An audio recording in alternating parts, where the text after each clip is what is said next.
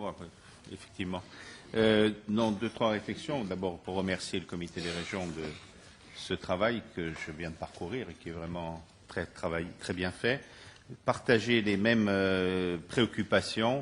Bon, la première, c'est effectivement, on sent dans la démarche de la Commission un souci d'améliorer les choses, de faire une politique de développement régional mieux ciblée et mieux conçue, mais on a le sentiment d'assister à une démarche très directive, et on ne voit pas l'élaboration d'un plan de développement pour 7 ans. C'est une démarche qui suppose que l'on a un échange avec le partenaire et qu'il y ait des espaces de liberté pour ce partenaire. Et on sent qu'à travers un certain nombre de dispositions pratiques qui sont proposées, l'espace pour ce dialogue et pour cet enrichissement et cette adaptation à chaque réalité locale est trop faible et qu'il faut probablement le concevoir. Et notamment par rapport à cette réserve de performance qui, dans notre esprit, a toujours été conçue comme un outil de flexibilité et non pas un outil de notation des gens et de leur façon de faire. Et effectivement, là, les orientations que les régions me semblent aller dans le bon sens. C'est-à-dire qu'il faut effectivement se rendre compte que le monde va très vite et qu'en 7 ans, beaucoup de choses peuvent arriver, que certaines priorités peuvent sont priorités aujourd'hui, le seront un peu moins demain, que d'autres vont surgir.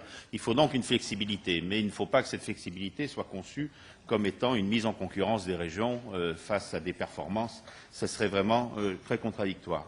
Ensuite, la concentration thématique est une chose que l'on comprend et que l'on soutient, et notamment un certain nombre de domaines comme le développement urbain, comme la lutte pour l'efficacité énergétique. Tout ça est mis à des seuils intéressants. Mais là encore, l'excès de concentration thématique risque d'amener des régions à délaisser un certain nombre de priorités pour aller vers d'autres. Alors il y a plusieurs façons de travailler. Si j'ai bien compris, Madame Creil, tout à l'heure, il y a une façon qui consisterait à élargir le nombre de priorités thématiques. Il y en a une autre qui consisterait à faire en sorte que les thèmes soient regroupés, dans certains cas, de façon à aller sur des champs plus larges et plus adaptés. Moi, je partage assez cette seconde solution. J'ai l'impression qu'elle sera peut-être plus facile à mettre en place.